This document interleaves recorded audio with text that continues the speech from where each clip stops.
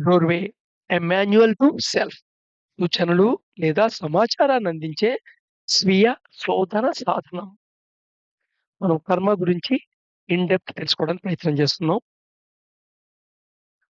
The imprints of కర్మ on all levels is like a bag carried by everyone.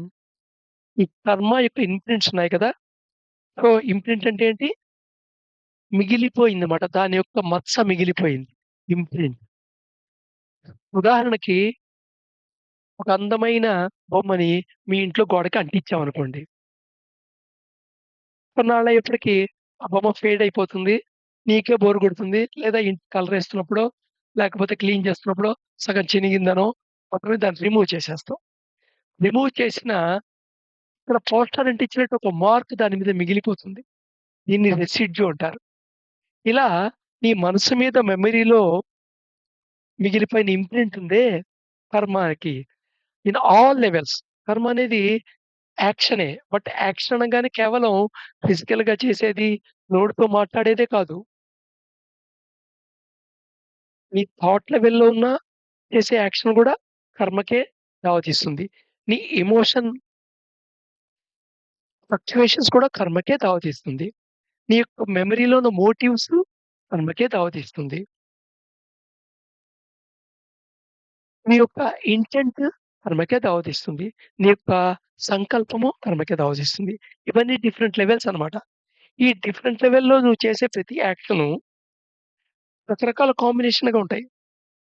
ఈ actions combination నేను చెప్పిన 5 లెవెల్స్‌లోనూ ఉండి చేసిన కర్మ చాలా ఇంపార్టెంటు. ఎందుకంటే అది ప్రారంభం కింద వెనకొస్తుంది. బట్ మిగతా వాటిలో కాన్సీక్వెన్స్ ఉంటుంది.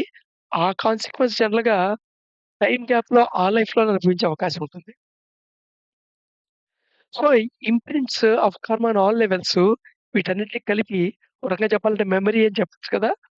అవి ఒక బ్యాగ్‌లాగా క్యారీ చేస్తుంటారు ప్రతి వాళ్ళు. ఈ బ్యాగు నీ సొంతంగా ఆధారపడేది కాదు. నీ మీద ఆధారపడేది కాదు. అంటే నువ్వు ప్రయాణానికి బయలుదేరినప్పుడు బ్యాగ్ మొత్తం మోస్తావు. మళ్ళా నువ్వు ప్రయాణం పూర్తవ్వంగానే బ్యాగ్ కింద పెట్టేస్తావు. అలాంటిది కాదు. నీ ప్రయాణం ఏమిటి? ఏదో ఈ ఊరు నుండి ఆ ఊరికెళ్ళే ప్రయాణం కాదు.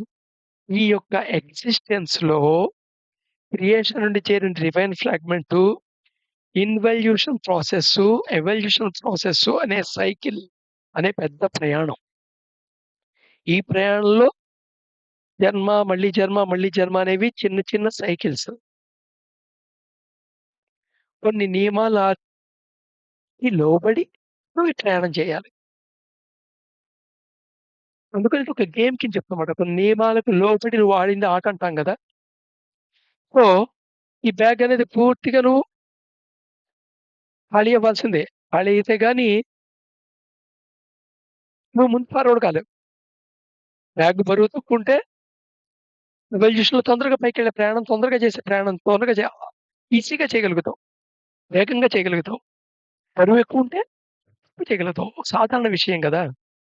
అయితే ఈ బ్యాగ్స్ ఎలా ఉంటాయంటే సమ్ ఆర్ హ్యూజ్ సాక్స్. కొంతమందికి పెద్ద పెద్ద బస్తాల్లో ఉంటాయి. Some are small bags. మనకి చిన్న చిన్న ఏదో సూట్ కేసుల్లాగాను ఏదో ఆహ్, అలా ఉంటాయి. పెద్ద పెద్ద చిన్న బ్యాగుల కింద ఉంటాయి.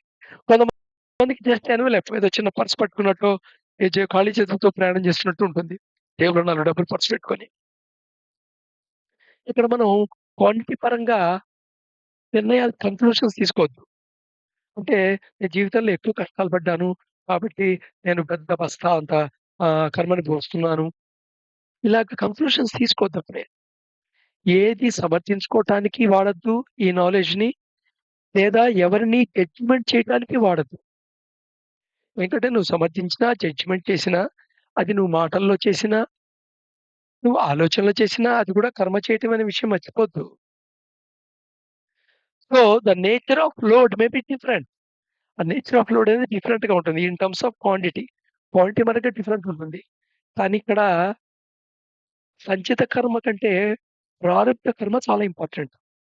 ప్రారబ్ధ కర్మ ఖచ్చితంగా అది నీకు ఒక సిట్యుయేషన్ రూపంలో నీ లైఫ్‌లో వస్తుంది. నువ్వు అది ఆ సిట్యుయేషన్‌కి అండర్‌గాన్ అవ్వాలి. అది నీకేదో నేర్పుతుంది. అది నేర్చుకోవాలి. నెక్స్ట్ ఆ సిట్యుయేషన్‌లో నువ్వు రిడీమ్ చేయాలి. ఈ రిడీమ్షన్ చేసుకొని అంటే నువ్వేదైతే సంపాదించావో అవి మళ్ళా వెనక్కి సరెండర్ జేసేయాలి. అలాగా ఆ కర్మ నుండి ఫ్రీ పొందాలి.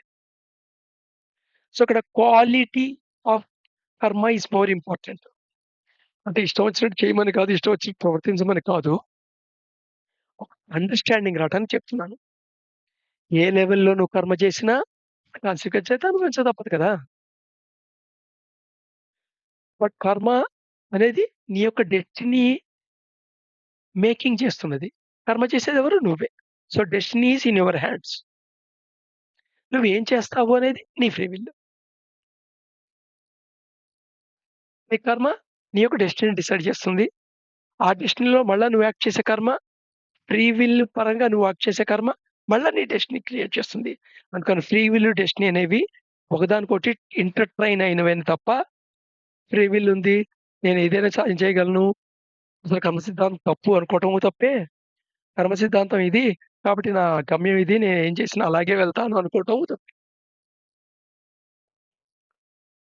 పాక్షికంగా అర్థం చేసుకుంటేనే అలాంటి కంక్లూజన్‌లోకెళ్తామనమాట.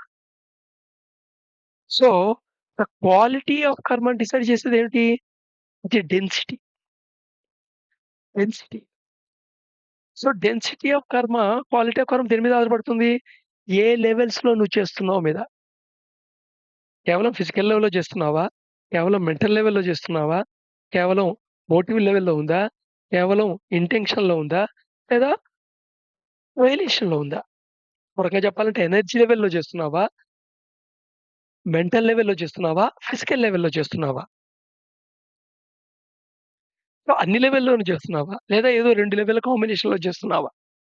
సో, వీటి మీద ఆధారపడుతుంటుంది దాని డెన్సిటీ అనేది. So, karmic substance gathered in fear, anger, hatred, jealousy.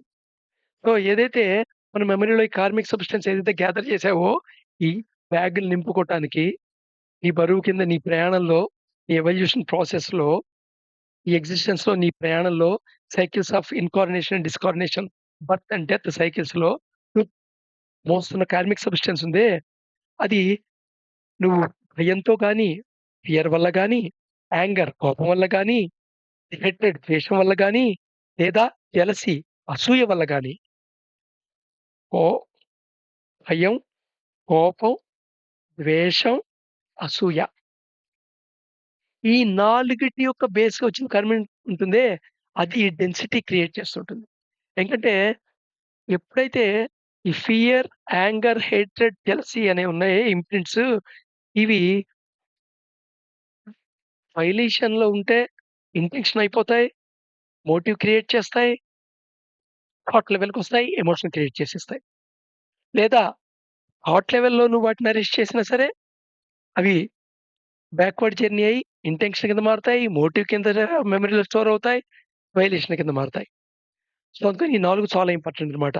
అందుకని ఇవి ఒక రకంగా చెప్పాలంటే ఇవి ఒక రకమైన ఎమోషన్‌కి రూట్ కాజెస్ అన్నమాట. రకరకాల ఎమోషన్స్ అన్నీ వీటి యొక్క కాంబినేషన్సే. భయం, కోపం, ద్వేషం, అసూయ. ఇవి క్రియేట్ చేస్తాయి density. Such that an envelope may have more weight than a sack. దీనివల్ల ఎలాంటి కర్మ నీకు లోడ్ అయ్యి నువ్వు ఇంప్రింట్ అవుతుందంటే క్యారీ చేస్తావంటే నీకు ఎన్వలప్‌లా ఫీల్ అవుతూ ఉంటావు నువ్వు. కానీ సాక్ అంత క్యారీ చేస్తావు నువ్వు. దాని వెయిట్ సాక్ కంటే ఎక్కువుంటుంది. జస్టు ఒక బస్తాడు ఉన్న దూది ఒక సూట్ కేస్‌లో ఉన్న కొన్ని ఇనప గ్రాములు. సూట్ కేస్ వాల్యూమ్ తక్కువ గదా! కానీ ఇది బరువు ఎక్కువుంటుంది. అది బరువు తక్కువుంటుంది. సో, ఎన్వెలే కర్మ అనే దాంట్లో కూడా ఇంప్రింట్‌లో కూడా ఇదే ఇంపార్టెంట్ పాయింట్ అన్నమాట. ఇక్కడ ఇంపార్టెంట్ టేకింగ్ ఓవర్ పాయింట్ ఏమిటి? Fear, anger, hatred, jealousy. మళ్ళా కంటిన్యూ చేద్దాం.